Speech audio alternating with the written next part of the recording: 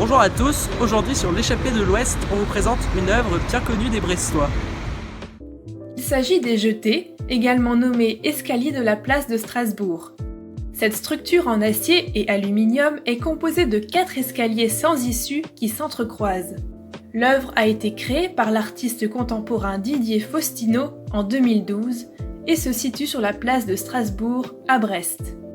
Elle mesure environ 5 mètres de haut et offre 4 points de vue différents sur la ville. Intéressons-nous d'abord à la signification de cette œuvre. Une jetée est une sorte de chaussée qui s'avance dans la mer afin de permettre aux bateaux d'accoster.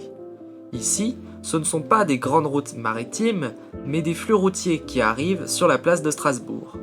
Aujourd'hui, la mairie de Brest souhaite que la mer retrouve sa place dans la ville.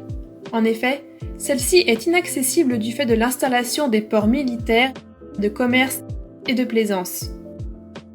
Grâce au point de vue qu'offrent ces escaliers sur la mer, celle-ci semble désormais plus proche. Mais les jetées sont également à mettre en lien avec le tramway qui passe tout près, car la ville cherche à créer un lien entre les œuvres et les infrastructures brestoises. L'objectif de l'artiste était que tout le monde puisse accéder à son œuvre gratuitement et n'importe quand. C'est un rempart contre le rejet de l'autre, car il y a la volonté de montrer que Brest est un port ouvert à tous les métissages. L'œuvre est notamment investie par des collectifs culturels brestois qui cherchent à redynamiser le quartier en proposant au public des chorégraphies sur l'escalier. Pourtant, les jetées subissent de nombreuses critiques, provenant notamment de la frange conservatrice et populiste de notre société. Les détracteurs de cette œuvre semblent se rejoindre sur l'idée qu'elle ne servirait à rien, coûterait cher et serait extrêmement laide.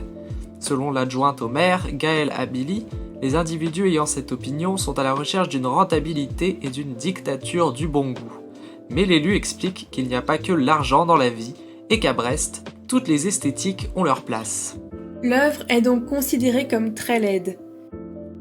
Elle a été tellement critiquée qu'elle a fini par remporter la Verrue d'Or, un prix décerné par les auditeurs de RMC au bâtiment le plus laid de France. Ce prix a désolé l'artiste qui ne comprend pas qu'on puisse juger une œuvre sous l'angle de la laideur opposée à la beauté, du mal opposé au bien. Ce raisonnement est, selon lui, très manichéen et superficiel. En effet, son but n'était pas de faire une belle œuvre, mais d'occuper intelligemment l'espace public. Il a donc voulu structurer la place de Strasbourg et capter ainsi l'attention du public qui pourrait se l'approprier et y stationner. L'ornemental et le décoratif n'étaient donc pas essentiels.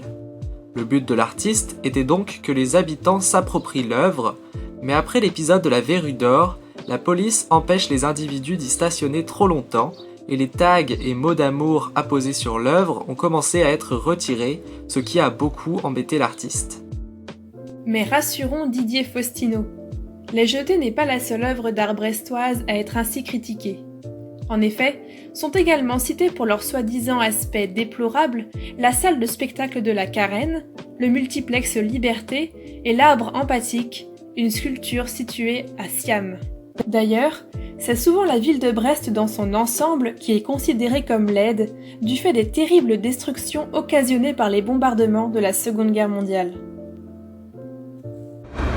On espère que cette courte vidéo vous aura plu et on vous dit à très bientôt sur l'échappée de l'Ouest.